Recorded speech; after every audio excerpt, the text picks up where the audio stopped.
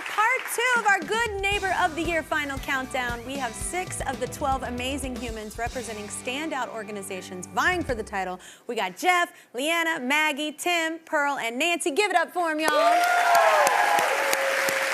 So before the break, Maggie gave us the update on her pay-as-you-go restaurant in Raleigh. Up next, let's catch up with Liana and the Miami Children's Choir. We learned about them from NBC 6 South Florida News anchor Shelly Muniz. Let's look back.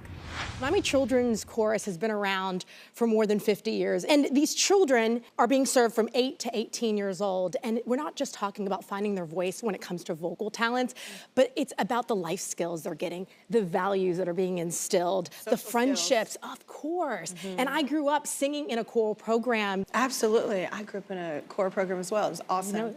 Yeah, it makes your whole personality kind of come alive in a different way. We have every year between 100 and 150 students, and no matter what ethnic background they come from, economic background, we're able to unite these students from all over the greater Miami area. We sing music from all over the world, so everything from classical to musical theater, jazz, pop, Latin music.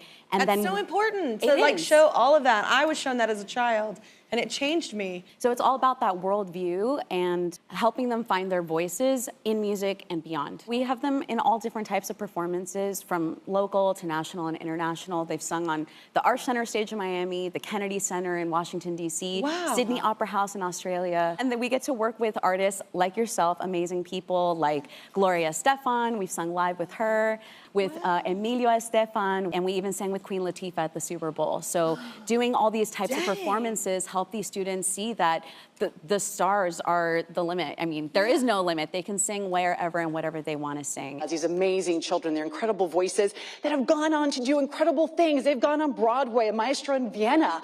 You even have some choristers who are so inspired that they come back. I've been chatting with these kids all day, and they tell us how much they love the alum. Back when I was in high school, I got a little bit more serious about music, and unfortunately, the resources were limited and couldn't afford private lessons or anything like that. So I turned to my community. I found Liana, and I found the Miami Children's Chorus, and I was a member throughout high school. And once I, graduated, I just loved it so much that I had to come back. So wait, so how does it feel though when you, because I know especially like being one of those kids, and I've seen kids that I've worked with other choirs, like what is it like looking in their eyes and like actually seeing that change in them and seeing them feel emboldened, It's amazing. As I was a young person who also went, growing up in a choir, in this choir, actually in the Miami Children's Chorus, so many people would ask me over the years, like, why aren't you auditioning for American Idol or for The Voice? And I would always tell them that's not my dream. My dream is to empower people who have those goals to go and do it for themselves. And they're doing it. Not everyone's a teacher, because I could never do that. It's a different skill. It's a different passion. 100%. So I'm proud. I have the best job in the world. Yeah, it is really special. Like, music teachers changed my life, obviously, so we love you. What about y'all? Like, with your organizations, like, what is it like seeing the change happen in the people you're working with? Yeah, I mean, she hits on it. The key is, this is hard work, right? And so success statistically is hard to reach. And so when you see success or hear about it tonight or today on the stage, that's huge because it kind of re-energizes you, gets you going, and that way you're the right person in front of the next child or the next person you serve, because that's what we have to be at all times. Absolutely. Well, Liana, remind us just why you feel, I know everybody here is amazing and doing amazing things, but why do you feel like your organization really could use that boost?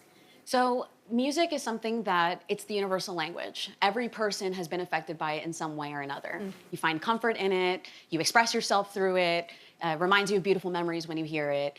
But the Miami Children's Chorus has been channeling that power of music since 1965.